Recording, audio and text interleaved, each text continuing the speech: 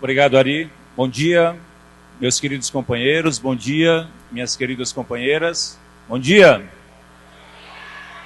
Esse eu aprendi na CUT.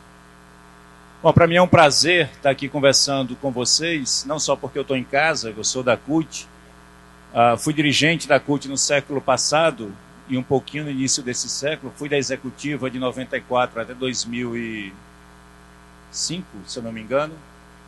E é um prazer estar conversando aqui hoje na Confederação Sindical das Américas. Para aqueles que não detêm toda a informação, somos uma central sindical que representa 48 centrais sindicais do Canadá até a Argentina, 50 milhões de trabalhadores representados, e aqui no Brasil nós temos filiados a CUT, a UGT, a Nova Central, a CNPL.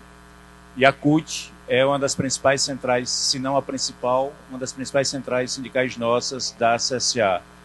Eu digo principais não só pelo seu tamanho, mas pela sua importância política, pelas contribuições nas diversas áreas do sindicalismo das Américas que nós temos. As duas maiores centrais sindicais é a CUT e a FLSU dos Estados Unidos. Bom, vai estar com você e com a gente aqui na conferência Amanda Villatoro. Fique em pé, Amanda, que é a nossa secretária de Política Educacional e Política Sindical da CSA. Para nós seria a nossa secretária continental de formação. E o Tony, que é o nosso coordenador da formação. A Amanda, ela é de El Salvador, mas vive em Costa Rica. E creio que essa é a terceira conferência de educação da CUT que ela participa, a quarta conferência de formação aqui da CUT. Muito obrigado, Rosane, pelo convite para estar aqui. A gente tem vários companheiros e companheiras da CUT que participam no dia a dia da CSA, não só Lisboa, o Ari, a Rosânia do Conselho Executivo, o Quintino, a gente teve 2 semanas atrás uma programação na CGT França, o Daniel no meio ambiente, ou seja, aqui a participação nossa ela é no dia a dia, não é no evento. A segunda observação que eu queria fazer é que as questões que foram colocadas pelo Ari, lida pelo Ari, colocada pela plenária, são questões muito organizadoras do debate.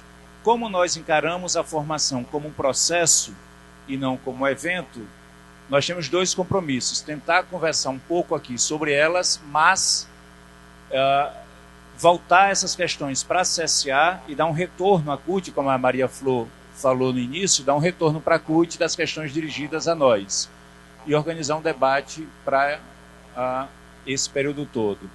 A primeira observação, entrando no tema, nós, movimento sindical, primeiro eu vou falar como dirigente sindical, não tenho o aprofundamento dos companheiros e da companheira que me antecedeu, mas da formulação que nós estamos fazendo. A primeira observação é, nós estamos trabalhando com a ideia do trabalho do futuro, e não com o futuro do trabalho. Porque o futuro do trabalho pressupõe vai ter trabalho no futuro, e nós afirmamos que em qualquer cenário vai ter trabalho. Então, o que organiza o debate para nós é o trabalho do futuro. Então, que trabalho nós vamos ter? Porque leva a uma segunda questão colocada por várias pessoas. Qual o sindicato para esse trabalho? Portanto, qual o sindicato do futuro? E não é se o futuro do sindicato. O futuro do sindicato pressupõe que possa não existir sindicatos. E nós afirmamos que sim, vai existir sindicatos, mesmo que talvez no modelo que não seja o que nós tenhamos hoje.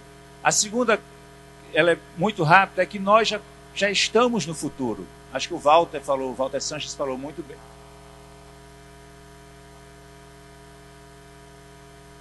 Qual o raciocínio? Que nós estamos trabalhando, a nossa formulação é a ideia do trabalho do futuro. O trabalho do futuro pressupõe que vai existir trabalho, vai existir pessoas trabalhando, mesmo que você possa mudar um pouco a característica do trabalho.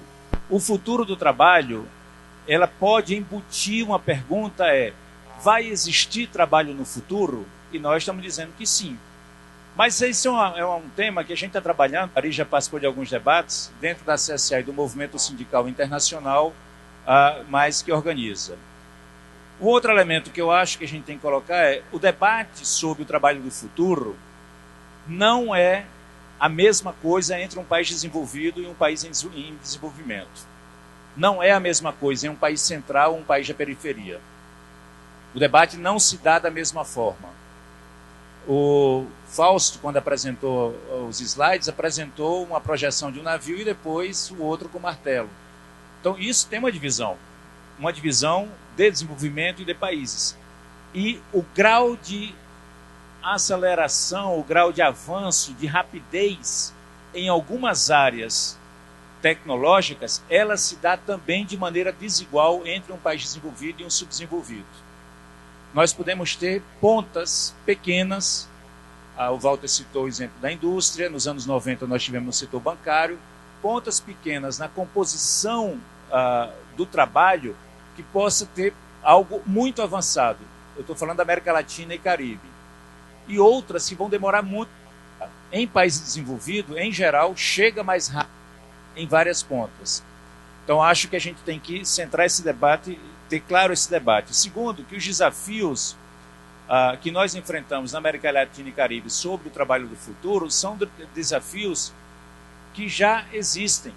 Uma alta taxa de desemprego, um alto número de informalidade, de precarização das relações laborais, de pobreza muito forte, a diferença entre salários entre homens e mulheres e uma ausência da proteção social. Então, o ambiente que nós estamos trabalhando, o trabalho do futuro, não é um ambiente bom e não é um ambiente favorável a nós. Nós não estamos trancados numa sala com computadores à nossa frente projetando o mundo ideal. Nós estamos vivendo esse mundo e vivendo muitos problemas para entrar nesse mundo. Nós, quando eu falo, não é só o Brasil, estamos trabalhando com a ideia da América Latina e Caribe. A terceira coisa importante, ou a quarta, é o ataque ao sistema educacional. Companheiros e companheiras, se nós não tivermos um alto grau, não só de investimento, mas de qualidade no ensino e na educação no Brasil, em suas diversas esferas, nós estamos fora do futuro. Nós vamos ser algo marginal no futuro. Enquanto a Alemanha projeta investimentos de 300 bilhões de euros na educação, o que acontece na América Latina é um ataque à educação. Agora, o ataque não é, o Fausto mostrou o mercado que é da educação, do que se tira da educação pública, mas é fundamentalmente para não construir uma ideia de uma inserção ativa no cenário internacional. Então, esse debate do trabalho do futuro, ou do título Futuro do Trabalho, ele é muito importante.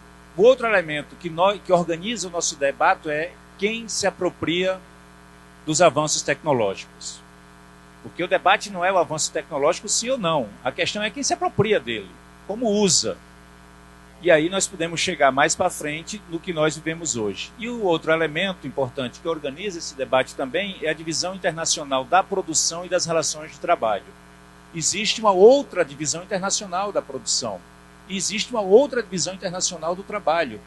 Foi colocado não só pelo Fausto, mas por ti também, que são as cadeias globais de produção, você chamou cadeias de fomento, fornecimento, né, que são as cadeias globais de produção. E aí, por que eu falo isso? Porque que não é um mundo ideal desse debate, porque nós vivemos uma onda conservadora perversa na América Latina e Caribe.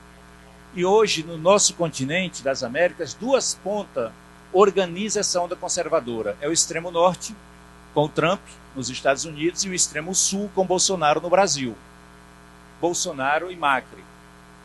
A Argentina, a gente compete muito com os argentinos. A Argentina tinha o pior presidente da América Latina. Como nós queremos derrotar a Argentina, nós conseguimos ter um presidente pior do que o da Argentina.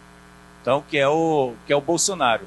Então, essa onda conservadora leva à inserção no debate do futuro, do trabalho do futuro para nós desafios maiores.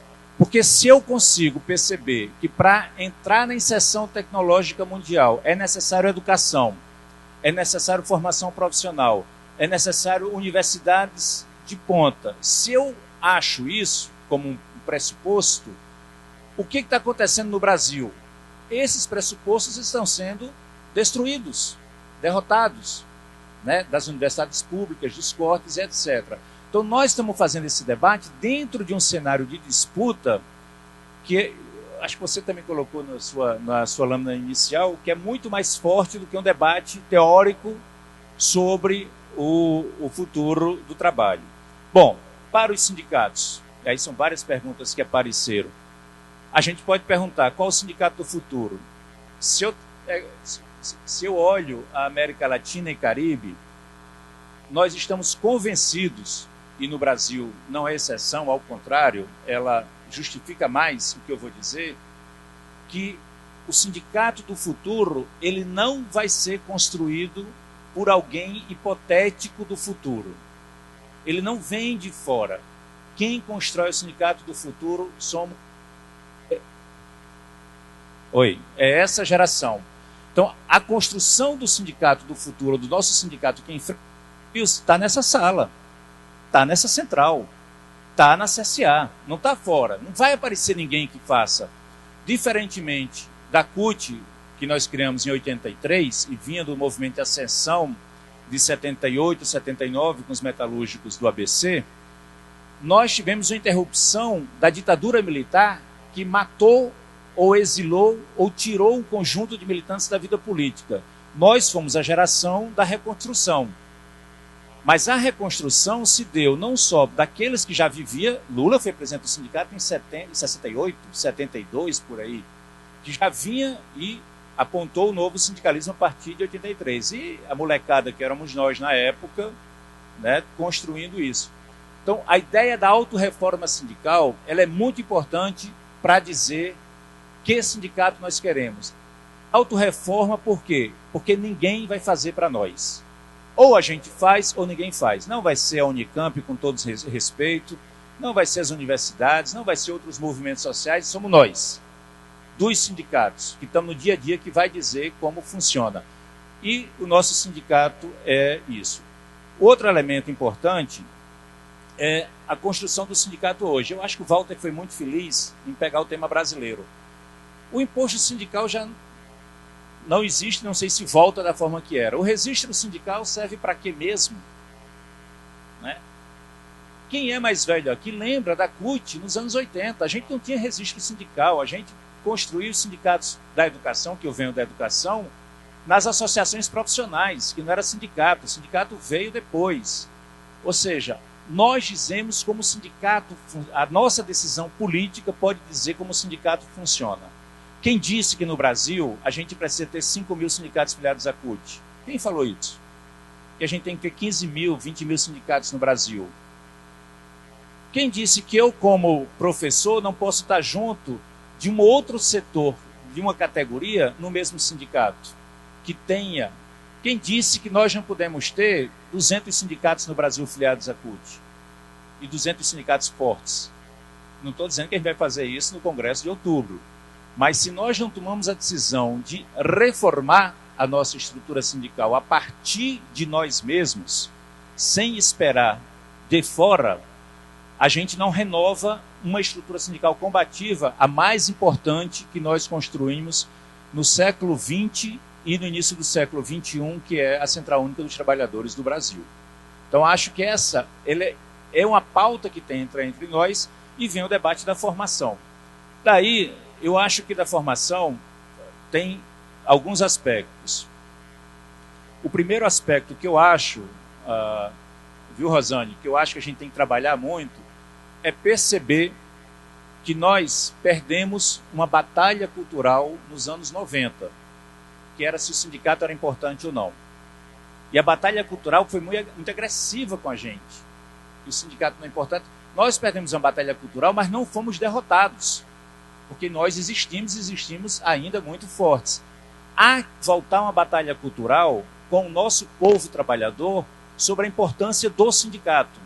A Marilane vai vir aqui, numa das mesas, e vocês podem perguntar para ela que o trabalhador dos anos 90, das novas tecnologias, que não tinha contrato de trabalho, não tinha previdência, não tinha nada, mas tinha um alto salário, trabalhava ali naquele Vale de Campinas, por ali, aquele trabalhador que dizia sindicato é coisa do passado, é coisa de dinossauro, não quero sindicato, pelo mérito dele, ele ascendeu, teve um salário, veja como está o trabalhador hoje, buscando previdência, buscando sindicato, buscando uma forma de sobreviver, porque 10, 20, 25 anos, 20, quase 30 anos depois, o que ele veio outra molecada mais jovens, teve um avanço fenomenal das tecnologias em relação aos avanços tecnológicos dos anos 90, e essa turma está fora. Está fora sem sindicato, sem seguridade social, sem emprego e sem nada. Então, a ideia de voltar, a importância do sindicato é fundamental. O terceiro elemento dessa batalha cultural é trabalhar com a ideia de que nos descaracterizaram enquanto classe. Nos descaracterizaram. O trabalhador deixou de ser trabalhador para ser colaborador. O trabalhador deixou de pertencer a uma categoria social para ser um indivíduo em si mesmo, funcionando como uma empresa. Marilena Chauí trabalha muito bem isso. Se vocês lerem A Classe Média no Espelho, Gessé trabalha muito bem essa questão. Você individualiza a pessoa é responsável por si mesma na sua autonomia política, de trabalho, etc. Quando a pessoa entra a falência não por uma instituição ou por uma relação social, entra a falência por sua incapacidade pessoal.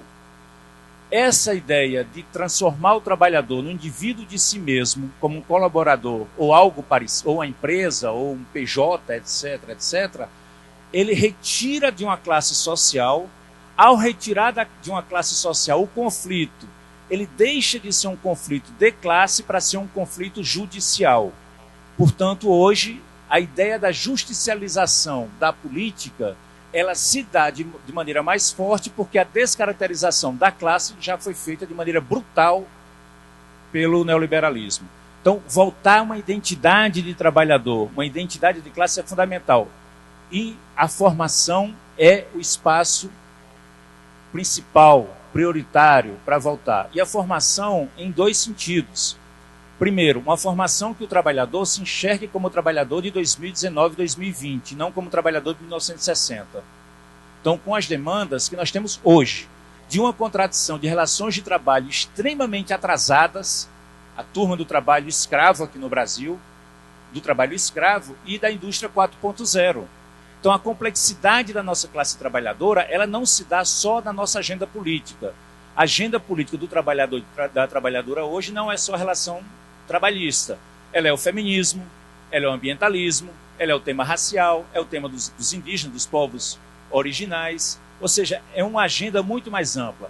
Agora, a composição da classe como classe, ela volta, ou devemos disputar essa identidade. Com essa identidade de classe, nós podemos responder perguntas que são frequentes. Como nós organizamos os desorganizados? Como nós organizamos essa turma do telemarketing? Como nós organizamos os informais? Como nós organizamos os precarizados? Sabe por que não organiza essa turma? Muitas vezes, por nós mesmos, ele deixou de ser nossa classe. A nossa classe passou a ser dos empregados, da relação formal de trabalho. Então, se nós queremos enxergar esse futuro, enxergar o Brasil e a América Latina, nós temos que reconectar com uma ideia de classe que é muito mais ampla do que aquela ideia de quem tem uma relação formal de trabalho ou um salário. Portanto, responder os novos contratos existentes. Bom, para isso, nós temos que dizer, é desse sindicato, é desse. É da POSP de São Paulo, é da PP do Paraná, é dos metalúrgicos lá do Rio Grande do Sul. Ou seja, somos nós mesmos que temos que responder o que nós podemos oferecer à nossa classe. Na CSA, Amanda sabe disso, nós temos uma frase que é muito importante. Nós não estamos contentes com a nossa representação. Nós achamos que podemos representar mais e melhor. Então, se nós colocarmos isso no dia a dia, essa turma aqui, e na boa, pessoal, não importa aqui quem tem cabelo branco, quem é mais barrigudo do que era 30 anos atrás. Não importa. O que importa é a visão política para organizar e para refundar é muito forte, para atualizar a nossa estrutura sindical. Bom, para concluir, eu sei que o Ari é muito bonzinho com os expositores, essa estratégia, essa opção estratégica pela formação ela é muito importante. Mas a formação, por mais que nós falemos nós temos que ter uma formação acadêmica muito forte, nós temos que ter uma formação profissional muito forte. O sindicato não dá conta disso. O sindicato não dá conta da formação profissional do nosso povo.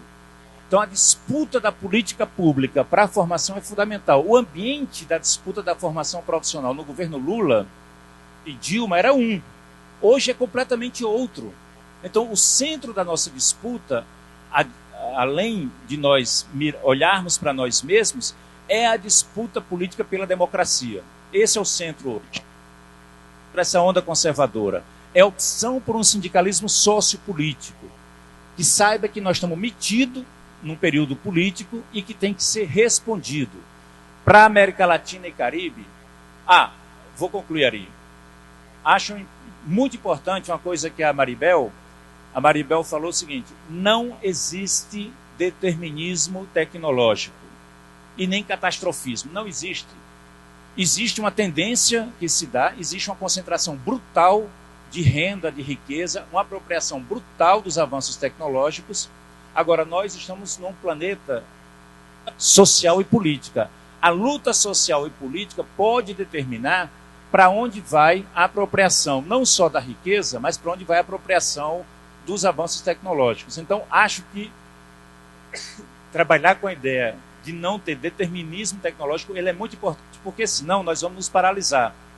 Qual é os robôs vão fazer tudo por nós agora, os robôs vão ocupar? Não, isso é um determinismo que não existe.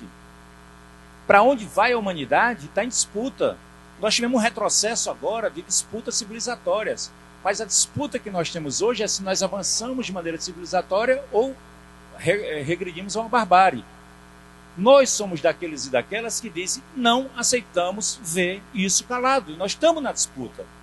Imagina essa sala aqui multiplicada por milhares de salas dessa. Milhares. Somos nós da CUT.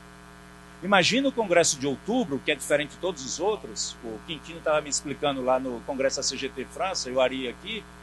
É um congresso que primeiro é o nacional e depois os estaduais. Então é um congresso de sinalização, na minha visão, na sinalização política do que a gente tem que fazer para frente. E depois a gente organiza.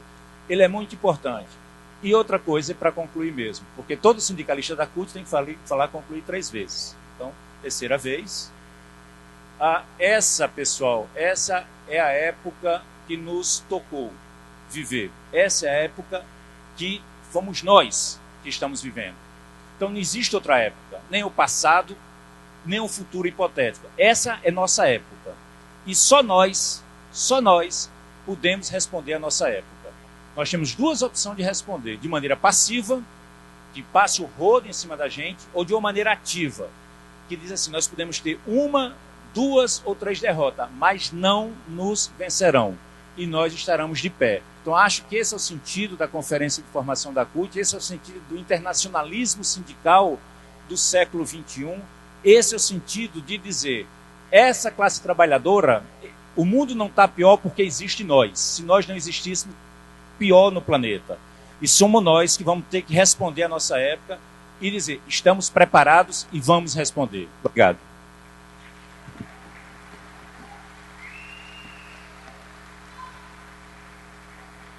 Antes de encerrar, tem uma notícia boa para os 3 painelistas. Tem algumas questões ainda foram apresentadas e vocês ainda terão mais um pouco para falar. Não terminou ainda, ok?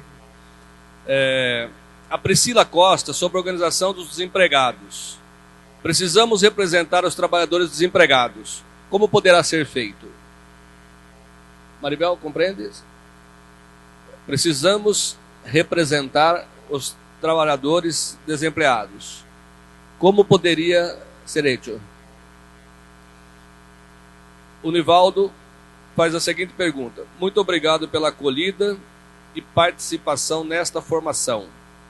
Eu, Nivaldo Alves Ribeiro, servidor público há quase 20 anos e cadeirante desde 2007, venho lutando, seja individual ou coletivamente, pois sou membro do coletivo estadual e nacional dos trabalhadores e trabalhadoras com deficiência. Tenho percebido uma dificuldade de nos fazer presente e ter fala visibilizada, seja nas formações e até mesmo dentro do espaço CUT. Fala-se nas mais diversas políticas públicas de inclusão de grupos marginalizados que vêm conseguindo visibilidade, mas os trabalhadores com deficiência estão muito longe de se ver incluso na divulgação da CUT.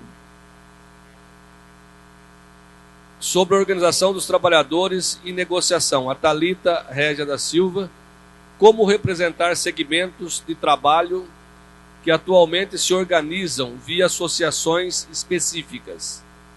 Questiono, pois nossa central só aceita filiação de sindicatos organizados e com carta sindical. Ou será que a partir do Concult teremos a possibilidade de liberar a filiação dessas associações?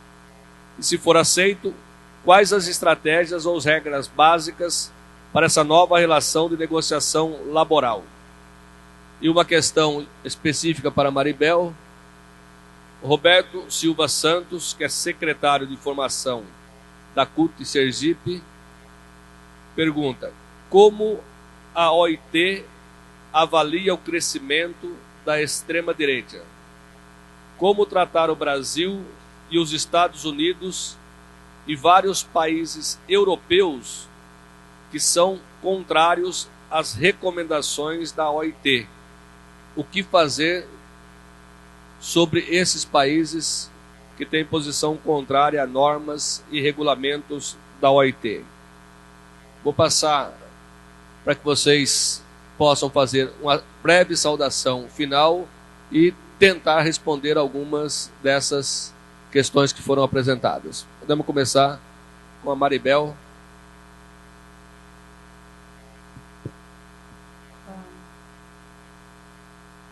Soma ali no microfone da Maribel.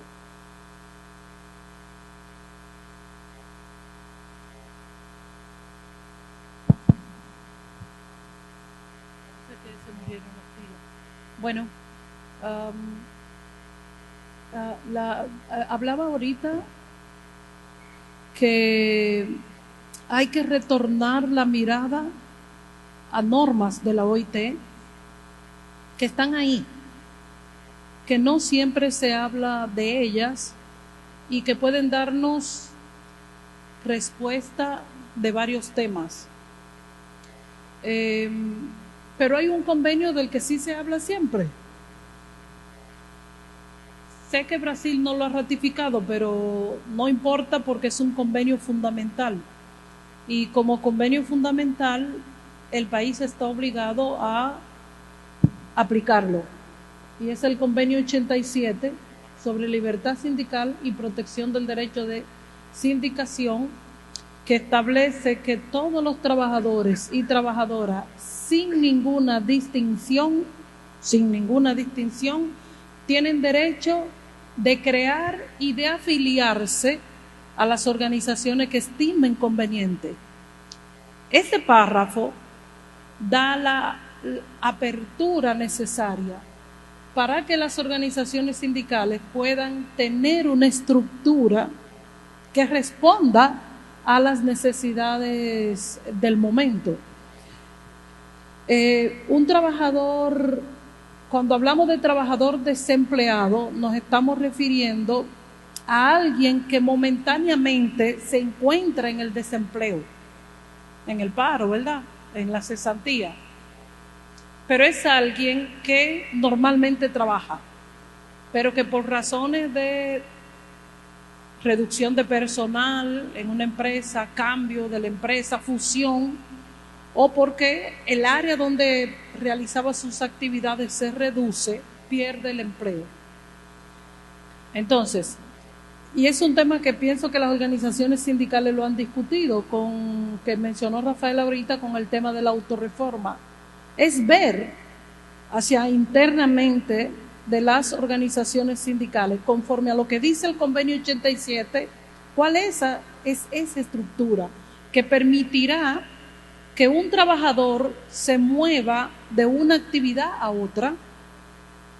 Yo no sé, yo no tengo la respuesta ahora, pero el convenio da esa facilidad, esa posibilidad de un trabajador que se mueva de un sector económico, de una actividad a otra, de una forma de trabajo a otra, que es lo que se está observando actualmente.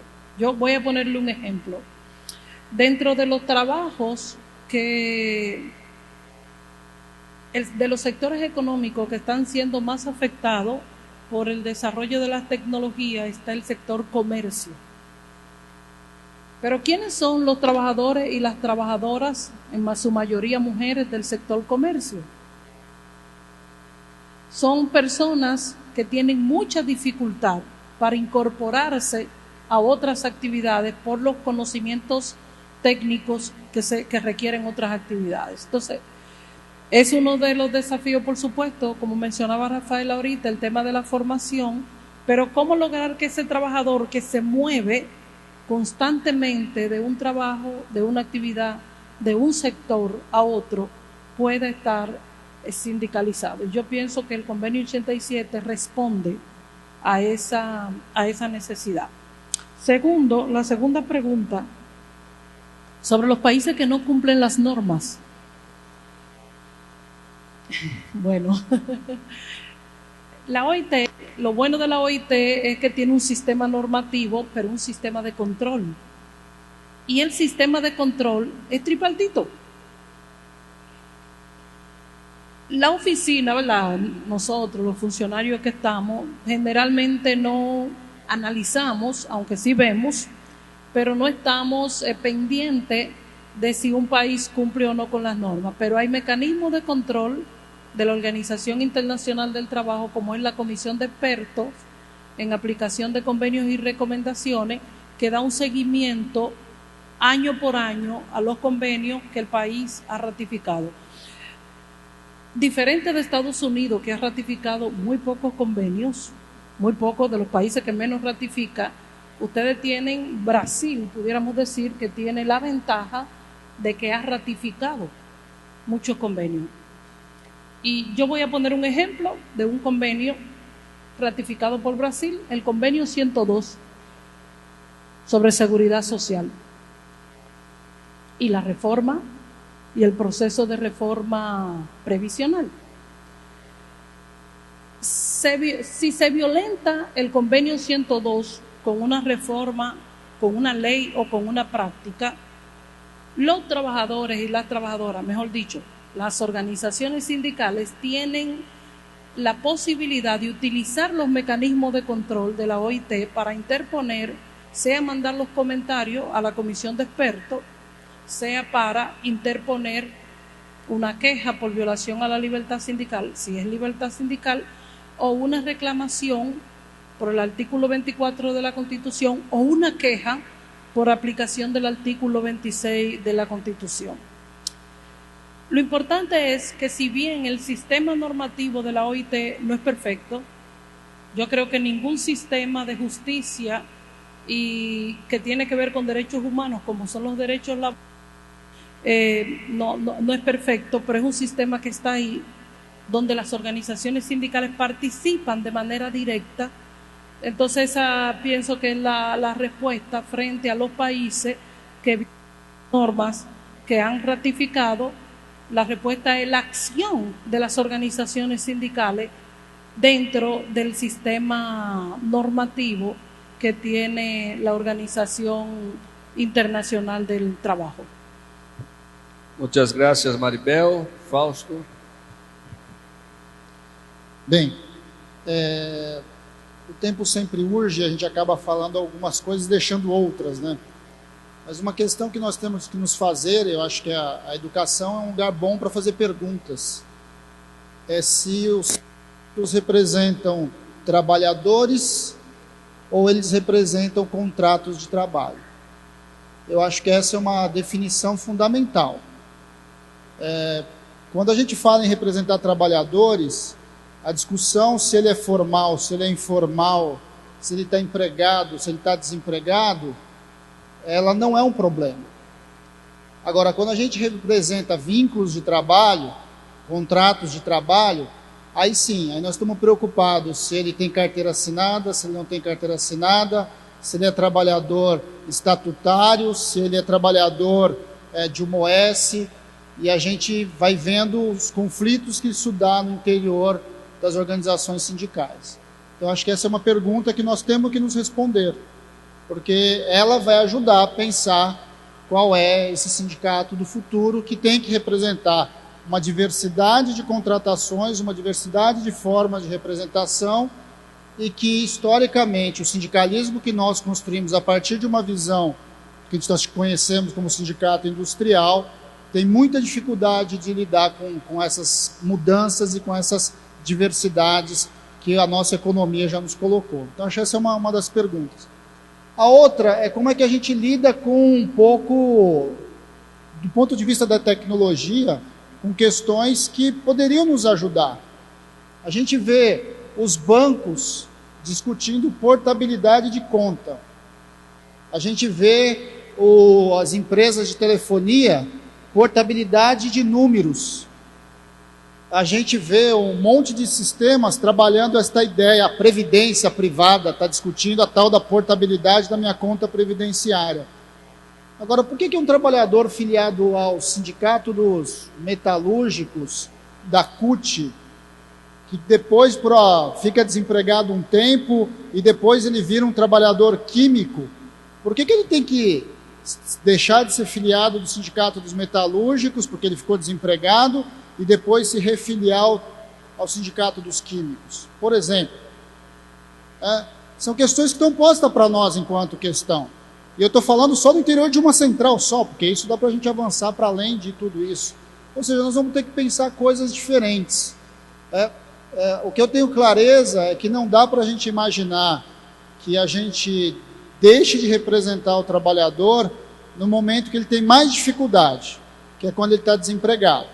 Ele perde o emprego, e aí a maioria dos sindicatos, o máximo que consegue fazer é dar assessoria jurídica para o fim do contrato dele e esticar um pouquinho mais lá o uso de algum convênio que aquele sindicato tenha. Bem, nós temos que mudar isso.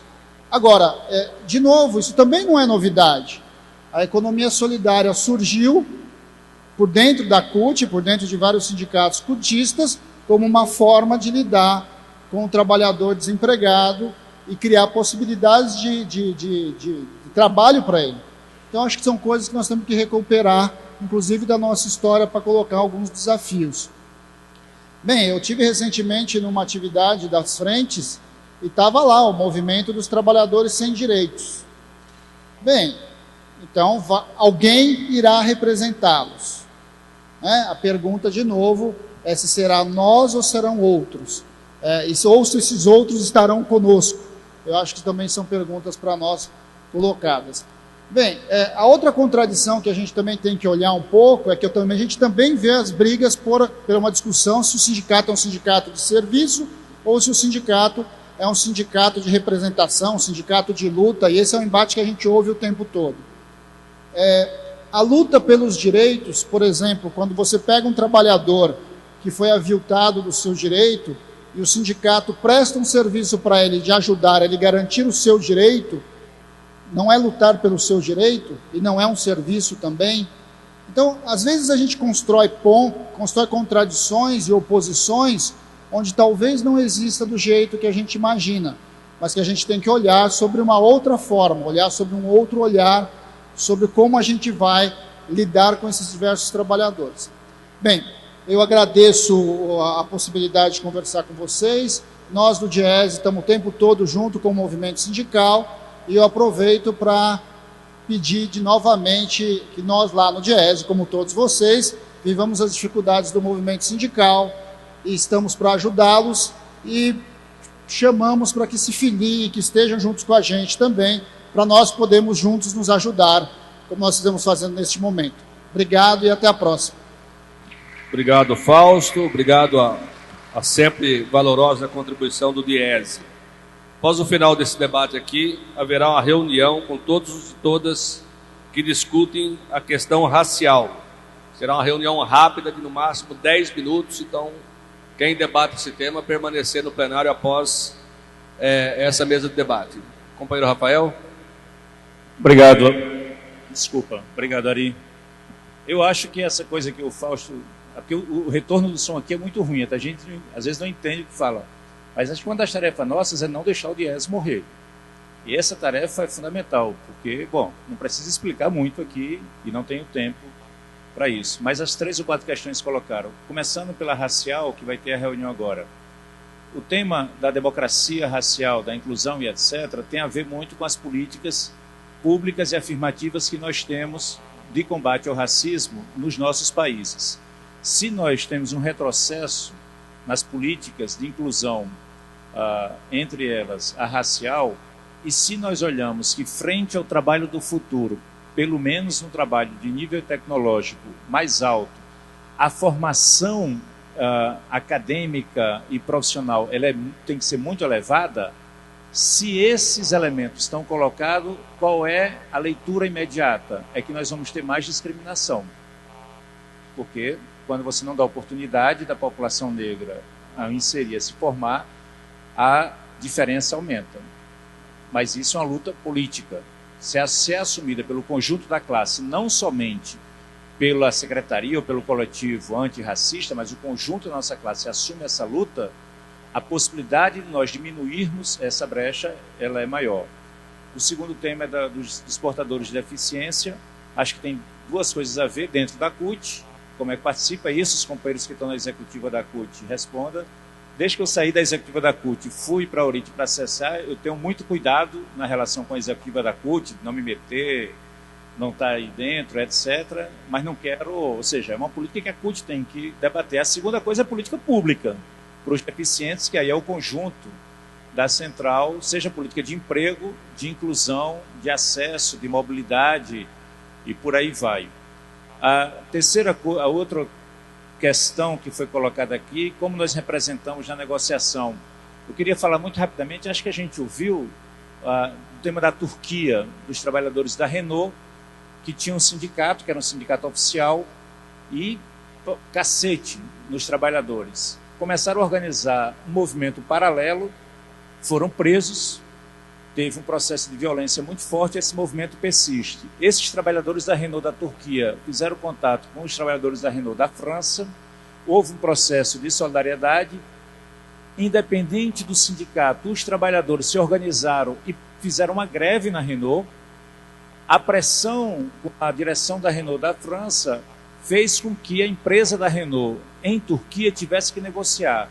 Tentou negociar com o sindicato oficial, a greve continuou. A empresa teve que negociar com a representação real dos trabalhadores e esses trabalhadores organizaram seu sindicato. Quem é dos anos 80 aqui, me diga se isso não é a nossa história, se não é a história da CUT. Se nós não nascemos assim, rejeitando os pelegos, organizando a classe, indo para o pau e negociando. Então o processo de negociação coletiva, ele tem um elemento básico. Se você tem força. Se você tem força, você tem mais poder de negociação. Não é o registro sindical que vai te dar essa força. E aí entra nesse tema. Que tipo de sindicato podemos ter força hoje? Por que o metalúrgico tem que brigar só pelo metalúrgico? Por que não pode brigar junto com o químico? Ou com outro setor qualquer? Então, acho que essa é a ideia. E para terminar, Ari, o tema do desempregado. A gente não pode, na minha opinião, mitificar muito o desempregado. Qual é a primeira coisa que a gente quer para um desempregado? A primeira, que ele tem emprego. Então a gente não quer o desempregado como uma categoria ad eterno. A segunda coisa, paralela a querer emprego, proteção social. Então nós queremos que os desempregados tenham proteção social, que vai desde salário a seguridade social, a saúde e a educação. Então são os 2 aspectos fundamentais como se organiza. Acho que a Casa do Trabalhador, as casas de trabalhadores, por exemplo, a CUT, em cada cidade, em cada região, poderia ter uma Casa do Trabalhador que chamasse essa turma a organizar. O problema é que nós não somos tudo santinho. Nós temos uma disputa interna. Aí o sindicato dos metalúrgicos, ou dos bancários, ou dos professores, vai dizer assim, mas eu represento 80 mil sindicalizados, minha contribuição para a CUT é tantos R$1.000, eles vão representar o quê? Como quantifica? Como contribui para a CUT? Por que ele vai ter o mesmo voto que eu vou ter no interior da CUT? E, pessoal, isso não está errado. Isso é um problema real. é um problema da vida real, não é uma vida romantizada. Então, o nosso desafio é responder a isso. Como nós juntamos a representação formal, real, que quantifica, que tem número, que tem uma forma de organização, inclusive hierárquica, com presidente, secretário, sindicato, conselho de base, assembleia e etc. Pronto. Então, como você junta as duas coisas? A pergunta, sabe quem vai responder? Nós mesmos. Porque quem apresentar uma fórmula mágica aqui, ela no mínimo tem que ser testada, mas a tendência é, acho que não vai dar, porque esbarra na vida real. Mas se a gente transforma a nossa vida real em absorver a classe e ver como resolvemos o problema da nossa estrutura interna, esse problema se resolve. Esse problema se resolve. Basta a gente colocar isso no rol de prioridades de coisas que nós temos que responder. Qual a diferença minha para um cara que está desempregado? Se ele não faz parte do meu povo, da minha classe. Então, acho que essa ideia, a gente trabalhar uma ideia de uma concepção, a vida real, disputa real, aqui tem correntes internas, tem 1, 2, 3, 4, 5, 6 correntes, tem corrente que tem corrente dentro, tem corrente que tem subcorrente, tem de tudo, e isso é muito bom. Isso é muito bom. O que a gente tem que voltar é como constrói síntese. Vou concluir com uma frase que eu não devia falar, porque eu vou levar porrada de tudo que é lado. Mas como eu falo aqui em representação da CSA, não estou falando em representação de corrente nenhuma da CUT, não falo como corrente, falo como CSA. Quando tem a crise, essa crise que nós vivemos, existem duas formas da gente unificar um conjunto da classe trabalhadora. A primeira é a quente, uma ascensão forte dos movimentos sociais, do movimento sindical, e a gente unifica numa estrutura, como foi o nosso caso da CUT, nos anos 60. A outra é em períodos muito regressivos, que é o que nós vemos hoje. Se nós pensarmos do ponto de vista da classe trabalhadora, nós tínhamos que lançar a ideia de uma única central no Brasil. Única. Porque o desempregado da força sindical não é diferente de nós, do nosso desempregado. O trabalhador que está na força sindical não é diferente de nós, é diferente das direções. Mas se a gente tivesse uma única central e a nossa CUT fosse de longe a maior corrente dessa central, a gente tinha uma única estrutura para o conjunto da classe. Por que eu estou dizendo que eu levei porrada? Porque eu tentei formular isso e me cortaram a cabeça antes de terminar a frase. Por quê?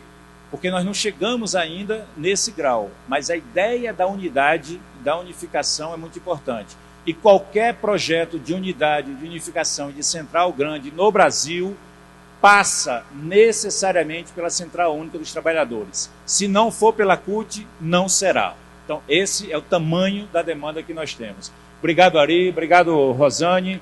Obrigado, companheiros e companheiras. Nos vemos na luta.